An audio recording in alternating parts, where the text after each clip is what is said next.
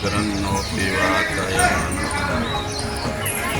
નર્મદા કિનારા પર નંદકેશ્વર મહાદેવ નંદરિયા ગામમાં બિરાજમાન છે.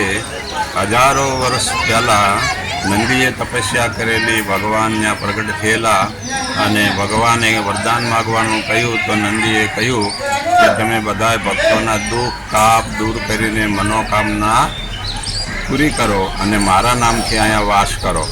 તો અહીંયાની મહિમા બહુ અપરંપાર છે. શિવ પુરાણ, સ્કંદ પુરાણ, નર્મદા પુરાણ ઇત્યાદિ પુરાણોની અંદર બહુ મહિમા છે કે અહીંયા બ્રહ્મહત્યા પણ હોય અને અહીંયા સ્નાન કરે છે તો બ્રહ્મહત્યા પણ દૂર થઈ જાય છે.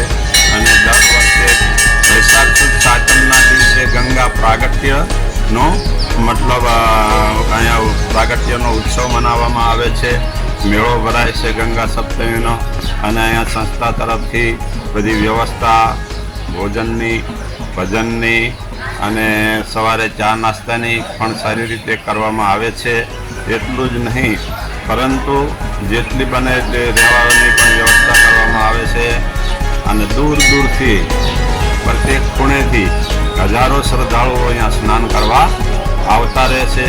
અને સવારે બ્રાહ્મ મુહૂર્ત ભજન મંડળ ચાલુ હોય છે અને ત્યાર પછી ગંગા પૂજન, આરતી અને શ્રદ્ધાળુ લોકો સ્નાન કરીને પછી બધા નંદકેશ્વર મહાદેવના દર્શન કરે છે, અભિષેક કરે છે અને પોતાના જીવનને ધન્ય સમજતા હોય છે.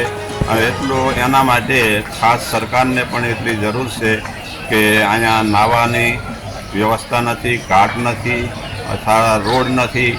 તો એનો પ્રબંધ કરે તો કોઈ પણ શ્રદ્ધાળુઓને મતલબ કોઈ પ્રકારની મતલબ કષ્ટ ન થાય, સરળતાપૂર્વક આવી શકે, સ્નાન કરી શકે.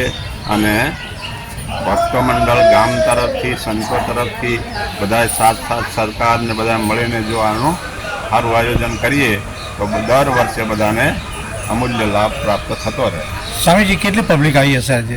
હજારો માણસો આવેલા આજે ખૂણા ખૂણેથી, આમ દક્ષિણમાંથી, અમદાવાદ તરફથી, ખેડા ડિસ્ટ્રિક્ટ તરફથી, આમ મહેસાણા તરફથી બહુ હજારો માણસો આવ્યા, ભજનમાં રહ્યા.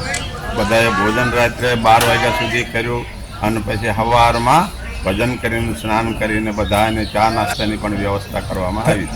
સ્વામીજી, આજે મંડપ પર નદી કિનારે જે પૂછવામાં આવ્યું સ્થાનિક લોકોને, તો એમને દ્વારા કે સવારથી જે 4 વાગ્યાથી પાણીમાં વધારો થયો છે, તો ડૂબવા બાબતે કે તંત્ર માટે શું મેસેજ આપશો? હા, તો આ વર્ષે પાણી ઓચિંતાનું ઘણું આવ્યું છે અને બહુ જ કીચડમાં લોકોને બહુ સાવધાનીપૂર્વક સ્નાન કરવું પડે છે બેસીને.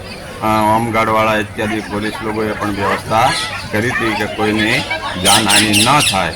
તો એના માટે સરકારે પણ સારો ઘાટ, સારી વ્યવસ્થા કરવામાં આવે, કંઈક પેશાબ પાણી કરવા માટેનો કંઈક પ્રબંધ કરવામાં આવે તો લોકોને સુવિધા સચવાય રહે. ખાસ કરીને આ તહેવારના દિવસે પાણી જે છોડવામાં આવ્યું આજે, તો એ બાબતે પાણી થોડું કંટ્રોલ રાખવામાં આવે છે. પાણી છોડ્યું એ બહુ હર્ષની વાત છે, આનંદની વાત છે, પણ થોડા સમાચાર આપી દેતા હોય તો લોકોને એટલે સુધી સ્નાન કરવું એ સુવિધા પડે. એટલે માપસરનું પાણી છોડેલું હોય તો કોઈ પ્રકારની કોઈને મતલબ બીક ન રહે અને સરળતાપૂર્વક સ્નાન કરી શકે શ્રદ્ધાળુ લોકો.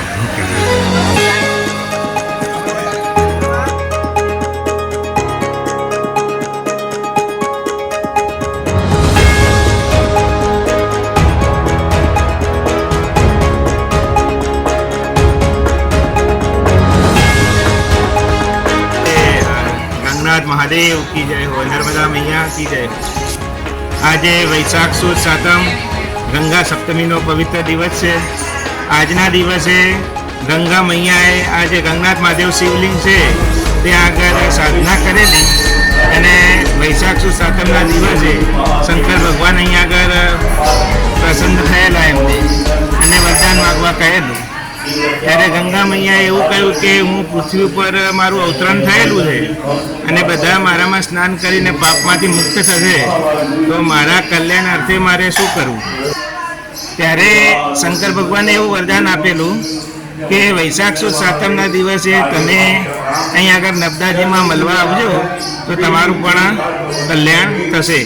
એટલે વૈશાખ સુદ સાતમના દિવસે ગંગાજી સ્વયં અહીંયા આગળ નર્મદા મૈયાને મળવા આવે છે.